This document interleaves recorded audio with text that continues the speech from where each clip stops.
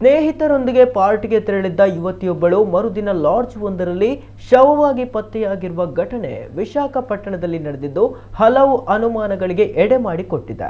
ಶಾಂತಿಕುಮಾರಿ ಮೃತ ಯುವತಿ. ಇನ್ನು ಈ ಪ್ರಕರಣ ಪೊಲೀಸರಿಗೆ ದೊಡ್ಡ ತಲೆನೋವಾಗಿ ಪರಿಣಮಿಸಿದ್ದು, ಆ ಪಾರ್ಟಿ ಎಲ್ಲಿ ನಡೆಯಿತು, ಅಲ್ಲಿಂದ ಆಕೆ ಲಾಡ್ಜ್ ಹೋಗಿದ್ದು ಹೇಗೆ, ಪಾರ್ಟಿ ಮುಗಿದ ಮೇಲೆ ಮನೆಗೆ ತೆರಳದೆ ಲಾಡ್ಜ್ಗೆ ಏಕೆ ಹೋದಳು ಎಂಬುದೇ ಈ ಪ್ರಕರಣದ ಬಹುದೊಡ್ಡ ಪ್ರಶ್ನೆಯಾಗಿದೆ. ಈ ಸಾವು ಕೊಲೆಯೋ ಅಥವಾ ಆತ್ಮಹತ್ಯೆಯೋ ಎಂಬ ಕುತೂಹಲಕಾರಿ ಅಂಶಗಳು ಸದ್ಯ ಪೊಲೀಸರನ್ನ ಕಾಡುತ್ತಿರುವ ಪ್ರಶ್ನೆಯಾಗಿದೆ. ಇನ್ನು ಪೊಲೀಸರು ಸಿಸಿಟಿವಿ ದೃಶ್ಯಗಳನ್ನು ಪರಿಶೀಲಿಸ್ತಾ ಇದ್ದು, ಕುಟುಂಬಸ್ಥರು ಇದೊಂದು ಪೂರ್ವಯೋಜಿತ ಕೊಲೆ ಎಂದು ಆರೋಪಿಸಿದ್ದಾರೆ. ಸದ್ಯ ಕೆಲವು ಶಂಕಿತ ವ್ಯಕ್ತಿಗಳನ್ನ ಪೊಲೀಸರು ವಶಕ್ಕೆ ಪಡೆದು ವಿಚಾರಣೆ ನಡೆಸುತ್ತಿದ್ದಾರೆ.